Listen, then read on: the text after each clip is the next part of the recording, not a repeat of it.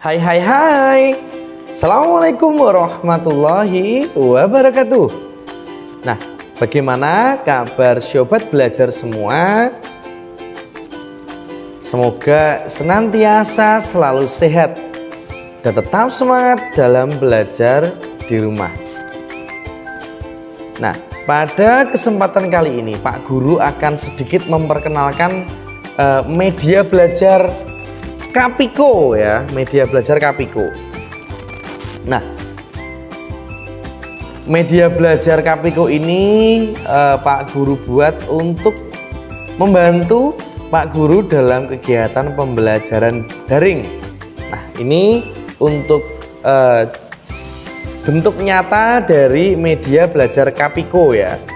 Nah, kalau anak-anak atau sobat belajar semua ketahui, media Kapiko itu sebuah singkatan ya, kepanjangan dari Kartu Pintar Gagasan Pokok. Nah, itu kita kenal dengan media Kapiko. Nah, media Kapiko ini kita gunakan untuk membantu dalam kegiatan pembelajaran yang dilakukan oleh guru. Penggunaan media Kapiko ini sebenarnya merupakan sebuah alat peraga, media belajar juga bisa, sebagai bahan evaluasi juga bisa, yang digunakan guru untuk kegiatan pembelajaran. Nah, media Kapiko ini dibuat tujuannya adalah untuk membantu guru dalam kegiatan mengajar.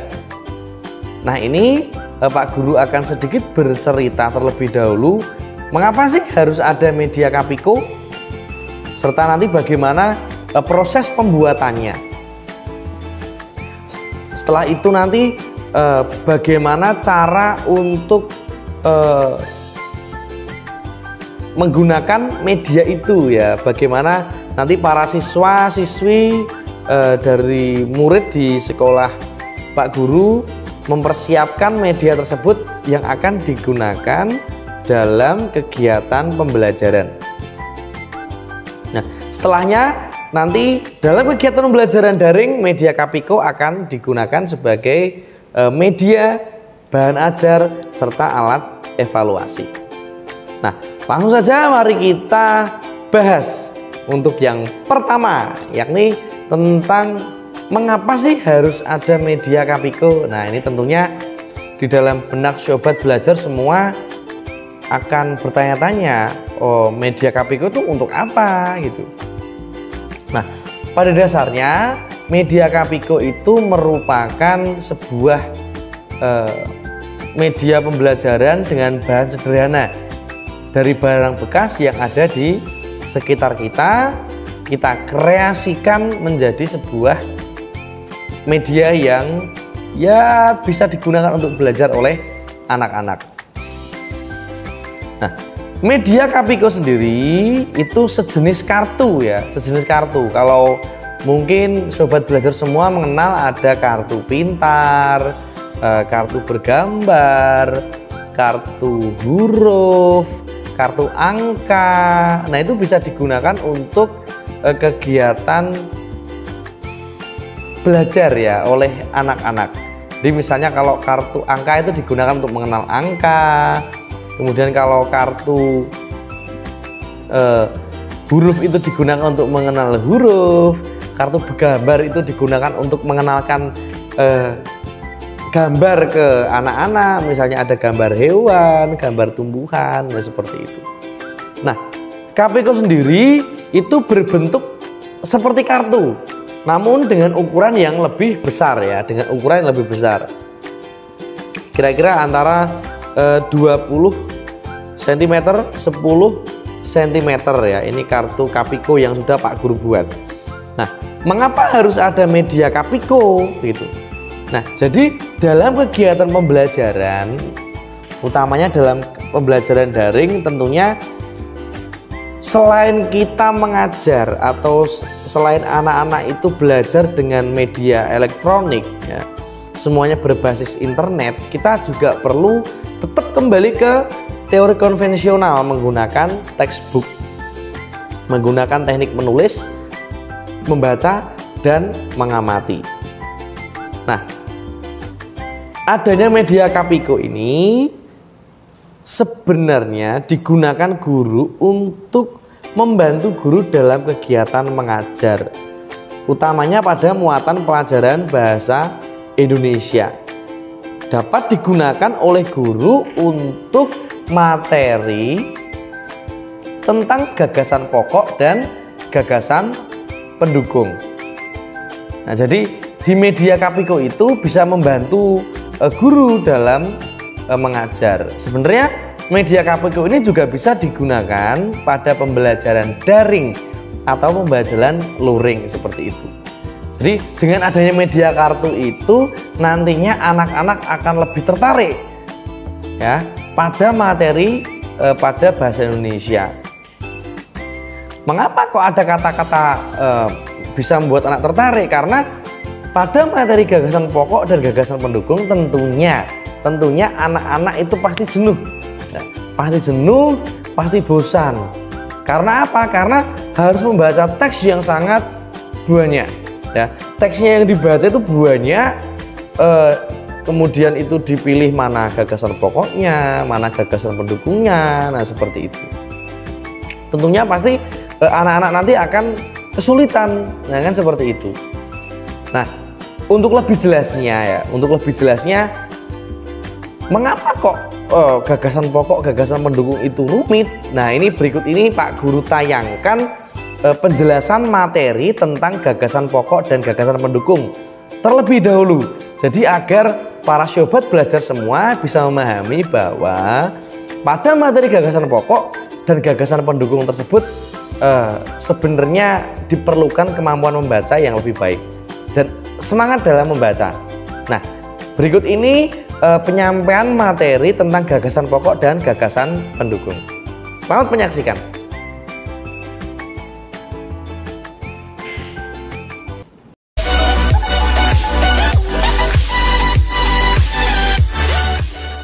Sobat belajar semua, di video kali ini kita akan bersama-sama belajar KD dalam bahasa Indonesia untuk siswa kelas 4 sekolah dasar, yakni gagasan pokok dan gagasan pendukung dalam sebuah teks atau paragraf. Mari bersama-sama kita belajar untuk memahami materi tersebut. Mari bersama-sama kita belajar tentang gagasan pokok dan gagasan pendukung pada teks. Sebelum kita mempelajari materi tersebut, tentunya kita perlu mengetahui apakah pengertian dari gagasan pokok dan gagasan pendukung pada suatu teks. Gagasan pokok adalah topik yang dibahas dalam suatu teks atau sebuah paragraf. Gagasan pokok seringkali ditemukan di awal atau di akhir dari sebuah kalimat atau teks ataupun paragraf. Dan gagasan pokok ditunjukkan dengan adanya kalimat utama. Kemudian, bagaimanakah dengan gagasan pendukung itu sendiri? Gagasan pendukung adalah uraian informasi dalam suatu teks yang menjelaskan topik atau ide dalam sebuah paragraf. Gagasan pendukung terletak di dalam kalimat penjelas, di mana kalimat penjelas tersebut menguraikan ide atau topik dalam suatu teks. Jadi, kita perlu ketahui dalam gagasan pendukung dan gagasan pokok terdapat kalimat utama dan kalimat penjelas. Nah, sekarang bagaimana kita menentukan gagasan pokok dan gagasan pendukung dari sebuah teks ataupun paragraf? Yang pertama, kita perlu membaca teks dengan seksama. Artinya, dalam membaca teks, kita harus mencermati betul-betul isi dari teks atau paragraf tersebut. Kemudian yang kedua, mencermati mulai dari kalimat yang pertama hingga kalimat yang terakhir. Yang ketiga, menentukan kalimat utama dan kalimat penjelas. Yang keempat, membuat sebuah peta pikiran sederhana. Nah, di poin nomor 3, menentukan kalimat utama dan kalimat penjelas, tadi sudah dijelaskan bahwa kalimat utama itu merupakan bagian dari gagasan pokok dan kalimat penjelas itu merupakan bagian dari gagasan pendukung. Nah, mari sekarang kita coba menentukan gagasan pokok dan gagasan pendukung dalam sebuah teks atau sebuah paragraf. Tentunya kita perlu melakukan beberapa cara yang telah tadi kami sampaikan, dengan cara membaca dengan cermat, penuh ketelitian dari kalimat pertama hingga kalimat yang terakhir.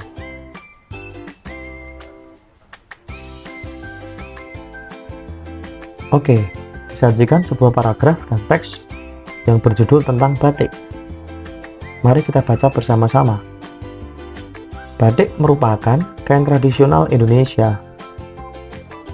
Kain batik dihasilkan dengan cara dilukis atau dicetak menggunakan malam. Kain batik berasal dari Pulau Jawa.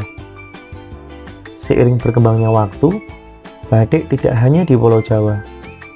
Beberapa daerah di luar Pulau Jawa juga menggunakan batik sebagai pakaian tradisional, misalnya batik Bali. Nah, dari sebuah teks paragraf di atas yang diambil dari buku pena, kemudian kita tentukan mana kalimat utama dan mana kalimat penjelasnya. Dan kita perlu mencermati bahwa kalimat penjelas dan kalimat utama tadi berasal dari sebuah teks, di mana kalimat utama mewakili gagasan pokok yang sering muncul di awal dan di akhir sebuah teks atau paragraf.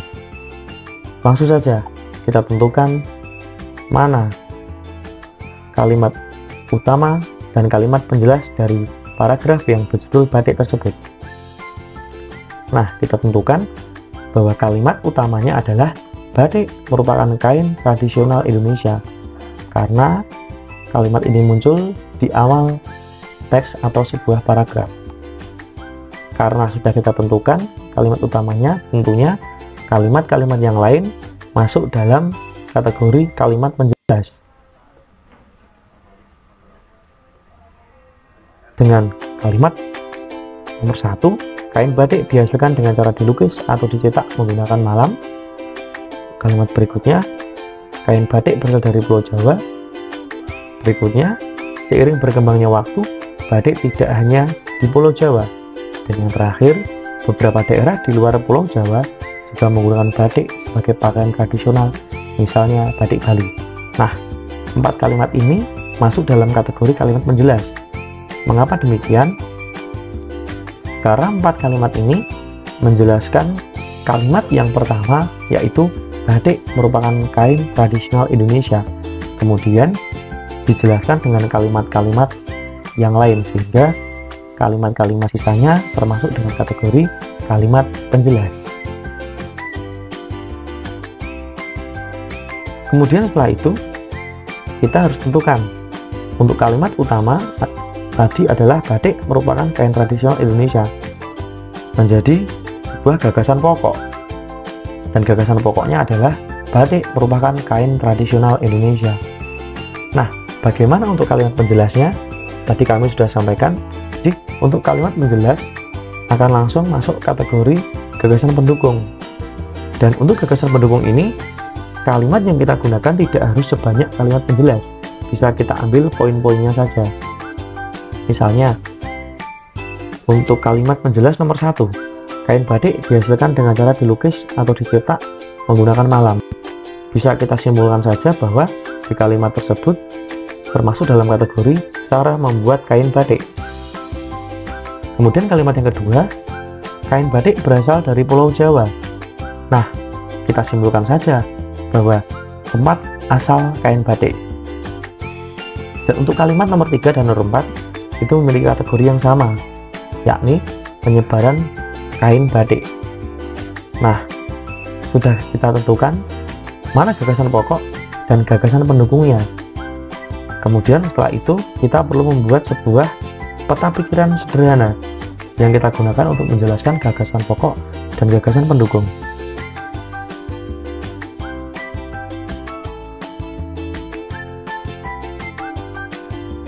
Nah, bisa kita lihat bahwa gagasan pokok terdiri dari 3 gagasan pendukung.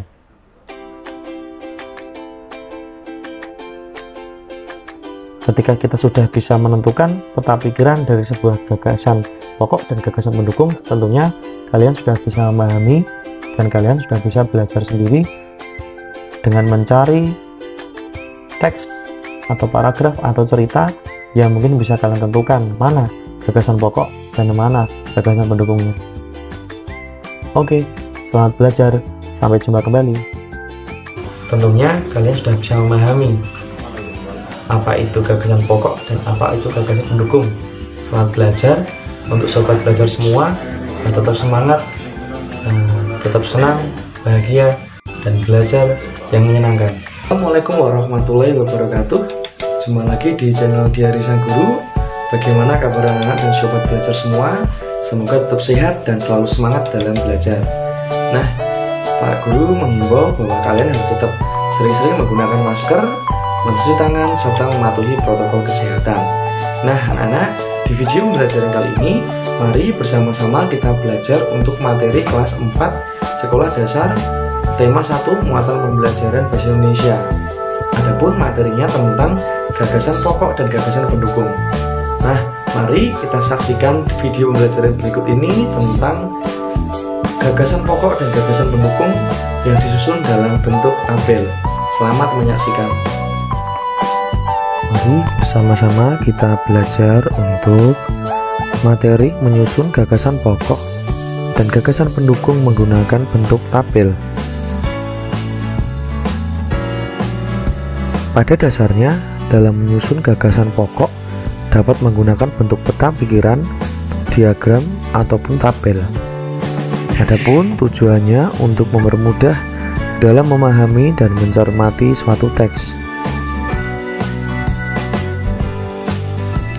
Mari bersama-sama kita belajar tentang gagasan pokok dan gagasan pendukung dalam bentuk tabel. Perhatikan teks bacaan berikut. Mari kita baca bersama-sama. Keragaman tidak hanya terdapat di lingkungan masyarakat, tetapi juga di lingkungan sekolah. Para siswa di sekolah Udin terdiri atas berbagai suku bangsa. Mereka berasal dari berbagai daerah di Indonesia. Ada siswa yang berasal dari Sumatera, ada siswa yang berasal dari Jawa, ada siswa yang berasal dari Kalimantan, Sulawesi, Nusa Tenggara, Papua, dan sebagainya. Setiap daerah memiliki kebudayaan masing-masing. Mari kita tentukan terlebih dahulu untuk gagasan pokok dan gagasan pendukungnya.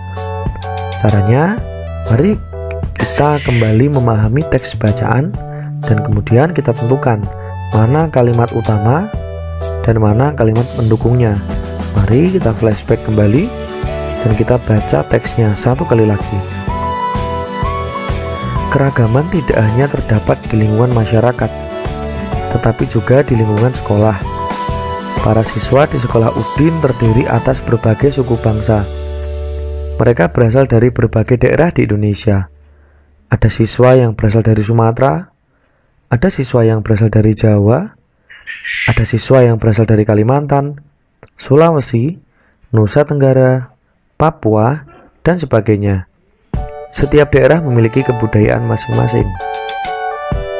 Nah, kita sudah membaca untuk paragraf tersebut, maka selanjutnya kita harus memberi warna merah atau memberi warna yang lain atau menebalkan untuk kalimat utamanya dari paragraf tersebut.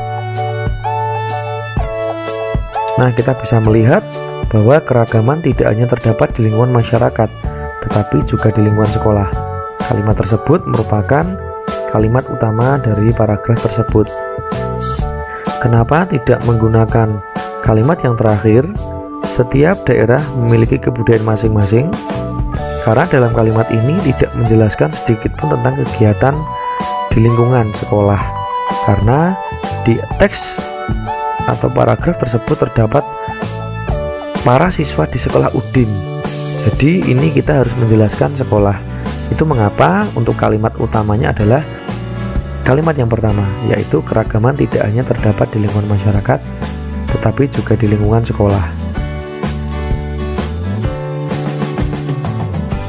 Kemudian kita tuliskan gagasan pokok dan gagasan pendukungnya. Nah, ini untuk gagasan utamanya, untuk kalimat utamanya.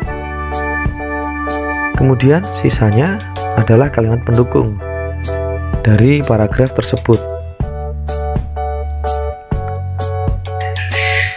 Kemudian setelah ini kita tuliskan, maka kita harus menentukan gagasan pokok dan gagasan pendukungnya dengan cara menyimpulkan dari kalimat yang telah kita tentukan. Mari yang pertama kita tentukan dulu gagasan pokoknya. Kalimat utamanya adalah keragaman tidak hanya terdapat di lingkungan masyarakat, tetapi juga di lingkungan sekolah. Jadi gagasan pokoknya bisa kita simpulkan atau kita persingkat atau kita cari intinya saja.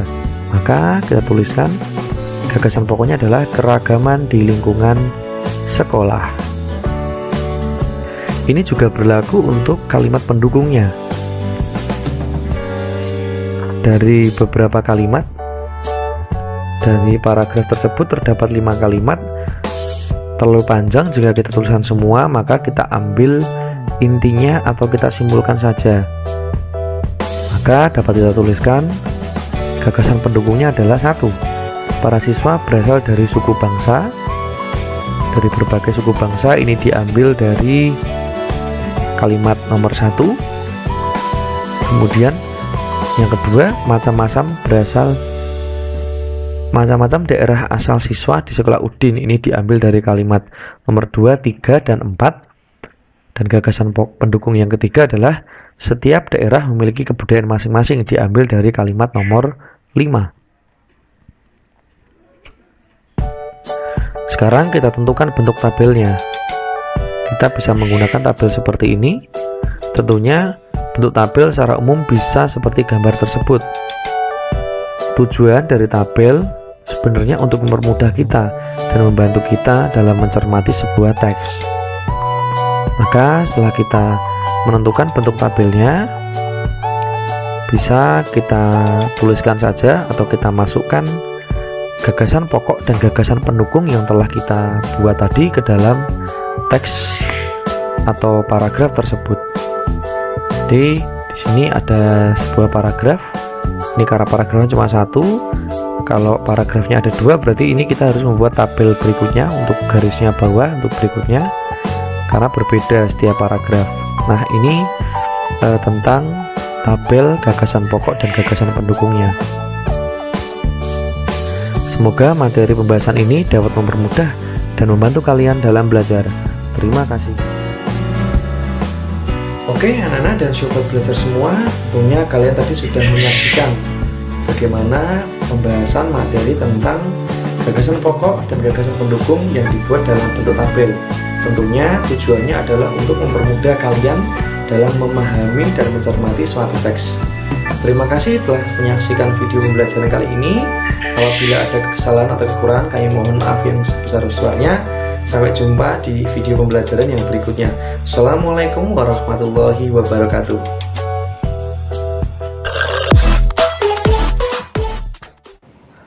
Nah, setelah melihat tadi ya tentang materi gagasan pokok dan gagasan pendukung, tentunya materi itu sangat banyak ya. Gagasan pokok, gagasan pendukung bisa dibuat dalam bentuk teks, dalam bentuk peta pikiran, dalam bentuk diagram, nah, dalam bentuk tabel juga bisa. Jadi materi gagasan pokok itu sangat banyak. Maka dari itu perlu sebuah cara ya, perlu sebuah media yang itu sedikit banyak bisa mengurangi tingkat kemalasan anak-anak. Anak-anak juga lebih tertarik, tidak bosan seperti itu. Makanya kita buat sebuah kartu ya, yang kita kenal dengan Kapiko, kartu pintar gagasan pokok, seperti itu. Nah, di dalam Kapiko itu ya, di dalam Kapiko ini Pak Guru tunjukkan ya. Nah, Pak Guru tunjukkan. Nah, ini di dalam kartu Kapiko ini terdapat gambar ya, terdapat gambar. Nah, terdapat gambar. Nah, gambar ini kita bisa sesuaikan dengan materi yang kita ajarkan. Nah, misalnya kita sedang mengajar materi IPA, kita bisa gambar nih di sini ya, tentang bunyi atau mungkin tentang bagian-bagian telinga. Nah, ini sesuai dengan kebutuhan guru. Nah, sobat belajar perlu ingat bahwa pada pembelajaran sekolah dasar menggunakan tematik. Jadi dengan kartu ini kita bisa integrasikan 2, 3, atau bahkan 4 muatan pelajaran sekaligus. Ya, contohnya ini menggunakan muatan pelajaran IPS dan bahasa Indonesia ya. Ini di kartu Kapiko ini terdapat gambar IPS ya, tentang keragaman alat musik. Nah, ini juga bisa masuk ke IPA ya. Kita sambung-sambungkan dengan bunyi ya, benda-benda yang dapat menghasilkan bunyi. Nah, dengan adanya gambar ini nanti anak-anak bisa melihat, memahami terlebih dahulu gambar yang ada di dalam kartu. Nah, kemudian diberi teks penjelas ya, diberi teks penjelas dari kartu yang dari gambar yang sudah diberikan. Nah, ini teksnya dijelaskan. Nah, karena ini kaitannya dengan IPS, kita jelaskan dalam kalimat IPS. Nah, ini kita kaitkan dengan IPA ya. Ini ada alat musik dapat menghasilkan bunyi jika dilakukan dengan cara digesek, dipukul, dipetik. Nah, ini bisa kita kaitkan dengan IPA. Ini masuk nih, sudah ada IPS, di teksnya ada muatan pelajaran IPA. Nah, di kartu Kapiko ini seperti itu. Nah, kemudian di mana bahasa Indonesianya? Nah, kita beri di halaman sebaliknya ya. Halaman sebaliknya ini kita berikan tabel. Tabel tentang apa? Tentang gagasan pokok dan gagasan pendukung. Nah, sesuai tadi materi yang sudah kita jelaskan bahwa dalam materi gagasan pokok bisa disajikan dalam bentuk peta pikiran, dalam bentuk diagram, ataupun dalam bentuk tabel. Nah, di sini kita gunakan dalam bentuk tabel. Nanti anak-anak bisa membaca terlebih dahulu teksnya, dipahami kalimat 1, kalimat 2, kalimat seterusnya, dipilih kalimat utamanya, kemudian dipilih lagi untuk gagasan utamanya, gagasan pokoknya. Nah, setelah itu bisa ditemukan dengan cara membaca bermakna. Nah, nanti kemudian gagasan pokok dan gagasan pendukungnya dapat dituliskan di tabel ini. Nah, seperti itu. Ini media Kapiko yang kita buat. Nah, kemudian untuk media yang lain masih sama dengan konsep yang sama. Misalnya ini ada tentang kegiatan toleransi ya. Ini PPKN tentang toleransi antar umat beragama. Nah, di sini juga bisa menjelaskan tentang alat musik. Ya, tentang alat musik yakni gamelan untuk warga Hindu di Bali. Kita bisa kaitkan juga dengan IPA ya, tentang bunyi. Konsepnya masih sama. Jadi ada gambar, ada teks penjelasnya sesuai dengan muatan pelajaran yang kita inginkan. Kemudian yang terakhir, nah ini untuk muatan pelajaran bahasa Indonesia. Nah, seperti itu. Nah, media Kapiko ini digunakan tidak serta-merta untuk mempermudah guru atau membuat pembelajaran lebih menyenangkan. Namun jauh lebih dari itu, ya, meningkatkan kreativitas guru dalam kegiatan mengajar, serta mengajak anak untuk kembali menulis ya, karena dalam pembelajaran daring ini tentunya segala sesuatu bersifat elektronik. Jadi menggunakan aplikasi Quizizz, menggunakan Google Form, Quizwizard, Bluecut, dan lain sebagainya. Nah, tentunya media Kapiko ini mengembalikan ruh anak-anak untuk mau kembali menulis. Nah, seperti itu. Nah, sekarang ya, tadi sudah Pak Guru jelaskan tentang apa sih sebab mengapa harus ada media Kapiko gitu. Apa alasannya serta bagaimana bentuknya, ini udah Pak Guru jelaskan ya dalam bentuk kartu seperti ini. Nah, berikut ini Pak Guru akan sampaikan kira-kira bagaimanakah proses pembuatannya ya, bagaimanakah proses pembuatannya. Nah, tentunya banyak alat-alat yang digunakan. Selain ada kardus bekas, ada gunting, ada lem, ada kertas print-printan gambar kita tempel, ada backgroundnya. Nah, itu berikut ini Pak Guru sajikan. Ya, Pak Guru sajikan bagaimanakah proses pembuatan dari kartu Kapigo ini, ya. Dari Kapigo ini nanti setelah Pak Guru jelaskan ya langkah-langkah bagaimana pembuatan media Kapigo ini, tentunya nanti sobat belajar semua bisa menerapkan kembali di rumah ya. Bisa menerapkan kembali di rumah, bisa digunakan. Sebenarnya media Kapigo ini bisa digunakan untuk berbagai macam aktivitas ya. Tidak hanya untuk menentukan gagasan pokok dan gagasan pendukung. Bisa jadi media Kapigo ini kita gunakan pula untuk kegiatan meringkas atau merangkum sebuah teks ataupun cerita. Nah, jadi nanti di sini kita beri gambar ya. Di sini kita beri gambar, terus kita berikan tulisan kan gitu. Nah, di sini nanti kita tuliskan kembali ringkasan cerita tersebut menggunakan kalimatmu sendiri. Nah, bisa kita gunakan seperti itu juga. Nah, media Kapigo juga bisa kita gunakan untuk apa? Untuk matematika misalnya, atau untuk IPA. Nah, kalau matematika misalnya ini kita beri gambar beberapa bangun, ada teksnya, bangun teksnya. Kemudian di sini kita tuliskan bagaimanakah ciri-ciri bangun tersebut. Nah, itu nanti anak-anak akan melihat tuh gambar pada kartu ini, kemudian menuliskan ciri-cirinya bagaimana. Bisa. Nah, jadi intinya media Kapigo ini sangatlah bermanfaat ya, multifungsi, dapat digunakan untuk berbagai macam kegiatan. Nah, berikut ini Pak Guru tayangkan bagaimanakah cara membuat media Kapigo ya. Semoga sobat belajar tertarik dan bisa menerapkan serta meng-ATM ya, amati, tiru dan modifikasi dari media Kapigo yang telah dibuat. Oke, selamat menyaksikan cara membuat media Kapigo.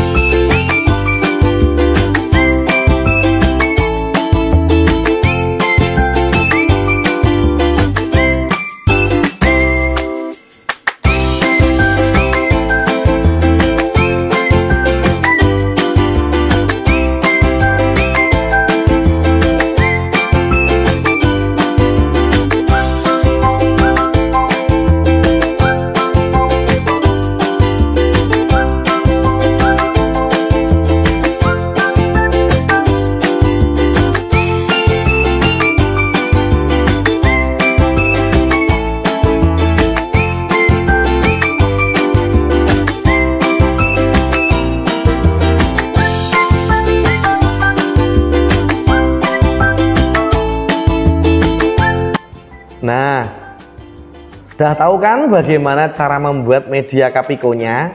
Nah, jadi itu tadi proses pembuatan media Kapiko ya, atau kepanjangannya Kartu Pintar Gagasan Pokok. Tentunya sangat mudah untuk diterapkan, untuk dipraktikkan ya, sangat mudah sekali. Jadi nanti silahkan sobat belajar semua bisa mencoba membuat kartu pintar gagasan pokok tersebut dengan kebutuhan masing-masing ya.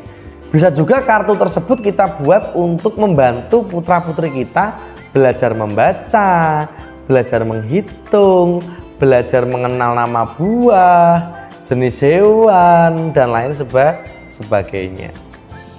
Nah, kemudian bagaimana bentuk penerapannya untuk media Kapiko ini gitu. Nah, sebelumnya ini akan kami tayangkan ya, kami tayangkan proses pembuatan media Kapiko ya. Proses pembuatan media Kapiko yang dilakukan oleh anak-anak ya. Jadi proses pembuatan media Kapiko ini dilakukan oleh anak-anak. Nah, bagaimana jadinya, bagaimana prosesnya, bagaimana bentuk aktivitasnya, nah, gitu. Nah, berikut ini akan kami tayangkan ya, akan kami tayangkan proses pembuatan media Kapiko ya, yang sudah dilakukan oleh beberapa siswa dari sekolah kami ya. Nah, maka dari itu berikut ini video pembuatan media Kapiko yang telah dilakukan oleh anak-anak. Selamat menyaksikan.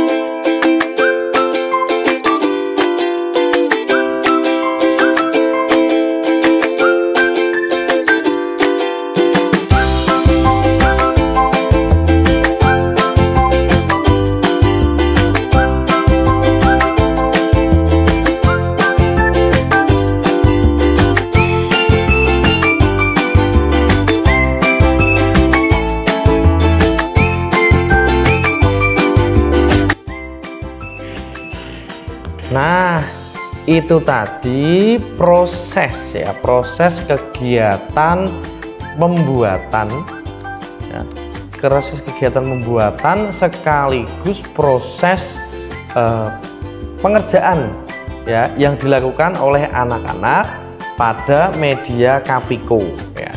Tentunya dengan bantuan dan bimbingan dari orang tua, media-media Kapiko tersebut dapat digunakan dengan baik ya, dapat digunakan dengan baik dan dapat digunakan oleh anak-anak untuk belajar di rumah. Sebenarnya kalau kita lihat apa saja sih manfaat dari media Kapiko itu gitu.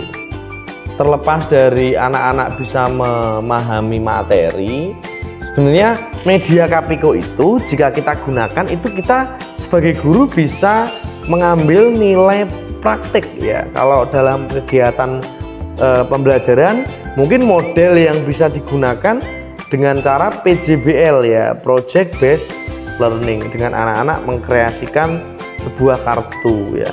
Nah, itu kartu itu pun bisa dimodifikasi sesuai dengan kreativitas anak-anak. Nah, selain itu dapat digunakan sebagai project, media Kapiko itu dapat menciptakan karakter ya, karakter yang satu mandiri ya. Mengapa mandiri? Karena anak-anak bisa melakukan itu secara sendiri, bisa memotong kardusnya sendiri, bisa memotong kertas sendiri, bisa merekatkan kertas dengan kardus itu sendiri gitu, dan lain sebagainya. Nah, selain mandiri, itu karakter yang dapat muncul adalah kerja keras ya, kerja keras, pantang menyerah, semangat, gigih itu bisa nampak gitu.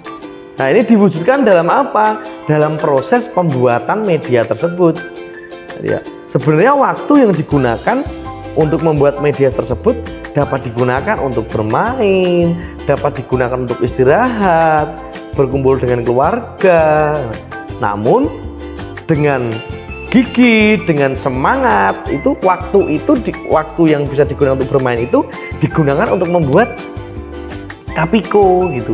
Nah, itu kan memiliki jiwa semangat yang luar biasa. Nah, selain itu ada tanggung jawab ya. Dalam hal apa ini? Dalam hal menyelesaikan tugas yang diberikan oleh guru. Jadi sebagai siswa ya, wajib menyelesaikan tugas-tugas yang diberikan oleh guru. Nah, ini karakter tanggung jawab juga akan nampak. Nah, karakter yang terakhir ini kalau dalam taksonomi Bloom tingkat berpikir yang paling tinggi yaitu mencipta ya. Jadi anak itu bisa mengkreasikan sendiri kartu pintar gagasan pokok tersebut. Entah ditambahkan gambar atau ditambahkan pernak-pernik ataupun ditambahkan yang lain seperti itu. Nah, itu tadi ya, itu tadi proses pembuatan ya, proses pembuatan media Kapiko ya, yang sudah dipraktekkan oleh para siswa di rumah selama pembelajaran daring ya. Dengan penuh antusias, penuh semangat, anak-anak membuat media Kapiko. Nah, tentunya sobat belajar semua juga harus bisa mempraktekkan dan memanfaatkan media Kapiko tersebut. Nah, kemudian bagaimana nih bentuk penerapannya dalam kegiatan pembelajaran? Nah, ini Pak Guru akan memberikan satu cuplikan aktivitas kegiatan yang menggunakan media belajar Kapiko ya. Nah, di video ini akan terlihat jelas bagaimana media Kapiko itu digunakan. Media Kapiko itu digunakan untuk belajar selama kegiatan pembelajaran daring. Dan media Kapiko itu juga digunakan untuk LKPD, untuk bahan ajar, serta untuk penilaian. Oke, nah berikut ini cuplikan video penerapan dari media pembelajaran Kapiko ya pada pembelajaran daring yang telah dilakukan. Oke, selamat menyaksikan penerapan media pembelajaran Kapiko yang telah kita praktekkan di SD Lab School UNES Semarang pada pembelajaran daring di masa pandemi COVID-19. Selamat menyaksikan. Nah, anak-anak, berbicara tentang takbir keliling, nah di kartu cerita kemarin Pak Guru sudah menyiapkan ke anak-anak ya. Sebenarnya kartu tuh macam-macam anak-anak ya. Kartu tuh macam-macam. Ada kartu yang dipakai untuk administrasi yang dimiliki oleh Bapak Ibu kalian. Kartu apa namanya? Kartu tanda penduduk, ada KTP, ada SIM. Terus ada kartu apa lagi? Ayo, ada kartu apa lagi? Oke, ATM boleh. Nah, tapi kali ini anak-anak kita akan berbicara tentang Kapiko ya. Kapiko itu kartu pintar gagasan pokok ya. Pak, lakukan kegiatan berikut ini. Anak-anak sudah mencermati ya kemarin dari kartu ceritanya ya. Kemudian anak-anak harus memperhatikan gambar. Jadi gambarnya dilihat anak-anak. Kemudian setelah gambarnya dilihat, teksnya dibaca. Kemudian ditulis gagasan pokok dan gagasan pendukungnya. Nah, coba sekarang kita buka kartu yang ada gambarnya orang lagi main beduk ya. Nih, yo coba bisa diambil ditunjukkan di kamera coba. Yo, ini Pak Brana sudah ini. Nah, udah ditunjukkan di kamera ya. Nah, anak-anak, sekarang kita coba ya, dari kartu cerita tersebut yang bercerita tentang kegiatan takbir keliling ya itu ya. Nah, kita cari gagasan pokok dan gagasan pendukungnya. Takbir keliling merupakan sebuah kegiatan khas di Indonesia. Pak, boleh yo tepuk tangan dulu buat Mas Lutfi. Wes, sudah hebat, sudah berani mengerjakan. Nah, gagasan pokoknya ini anak-anak boleh ditulis seperti ini. Takbir keliling merupakan kegiatan khas di Indonesia. Pak, kalau kalimatnya berbeda sedikit boleh? Boleh. Yang penting intinya sama, bahwa takbir keliling merupakan kegiatan khas di Indonesia. Siapa yang bener jawabannya? Ayo coba. Bagus. Gagasan pendukungnya adalah takbir keliling dilakukan untuk menyambut Hari Raya Idul Fitri ya. Sama takbir keliling itu membunyikan alat musik. Nah, boleh anak-anak menggunakan kalimat seperti ini, boleh, tidak masalah. Yang berikutnya, kita cari sekarang kartu yang ada gambar gamelannya. Yo, ini Pak Bran udah dapat ini. Oh, siapa yang berani nih? Siapa yang berani? Nanti dapat poin 100 dari Pak Perdana langsung. Ya, yuk siapa yang berani menyebutkan gagasan pokoknya? Ayo, siapa? Indonesia memiliki ragam alat musik daerah yang sangat unik. Lah, itu bisa. Ayo, beri tepuk tangan dulu. Iya, itu gagasan pokoknya itu anak-anak ya. Indonesia memiliki ragam alat musik daerah. Zian, nah kira-kira gagasan pendukungnya apa Zian? Gagasan pendukung. Ya, coba gagasan pendukungnya. Cara memainkan alat musik. Oke, boleh, bener. Jadi ada anak-anak nih, ada alat musik berbagai daerah itu memiliki bentuk ciri yang berbeda-beda. Nah, tadi bener tuh Zian jawabnya ya. Gagasan pendukungnya itu cara memainkan alat musik. Alat musik itu ada yang dipukul, ada yang diapain lagi ya kira-kira ya? Dipetik, apa lagi kira-kira? Ditiup. Nah bener sekali. Nah anak-anak, nah dalam kartu cerita tadi, nah, yang kita kenal dengan Kapiko, bukan Kopiko. Kalau Kopiko nama permen ya. Kapiko ya, kartu pintar gagasan pokok ya. Terdapat beberapa gambar tahu itu yang menjelaskan tentang keragaman agama. Ada sebuah gambar ya, bahwa Indonesia itu sangat majemuk anak-anak. Di Indonesia itu bebas memilih agama yang diakui ya. Makanya banyak sekali, ada yang agama Islam, agama Hindu, agama Kristen, agama Katolik. Nah, ini kita bisa belajar dari buku Bu Pena anak-anak ya, halaman 28 ya, coba. Nah, ini Pak Perdana sudah membuatkan sebuah video anak-anak ya. Ya, Pak Perdana sudah membuatkan sebuah video, nanti anak-anak bisa coba mengakses sendiri ya di Google Classroom.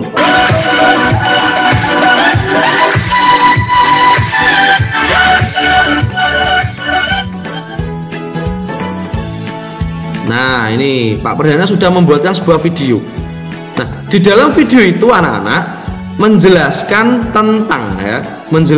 tentang keragaman agama yang ada di Indonesia. Ya, di Indonesia itu memiliki berbagai macam jenis dan agama.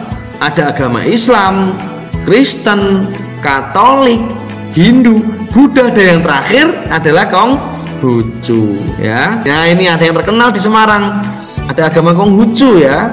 Untuk kitab susinya Sisuwucing ya, untuk tempat ibadahnya Klonteng. Ayo sekarang, pernah nggak yang main ke Sampokong? Ayo. Pernah. Nah, kalau ke Sampokong ngapain kalau di sana? Foto. Mau foto. Jadi kalau ya bener kok, bener foto ya. Jadi kalau ke Sampokong itu kan selain kita berfoto ya, kita bisa mengenal sejarah. Di situ kan ada sejarahnya. Apakah kalian memiliki teman atau mungkin keluarga yang berbeda agama? Punya enggak kira-kira? Punya. Nah, siapa yang cerita sekarang?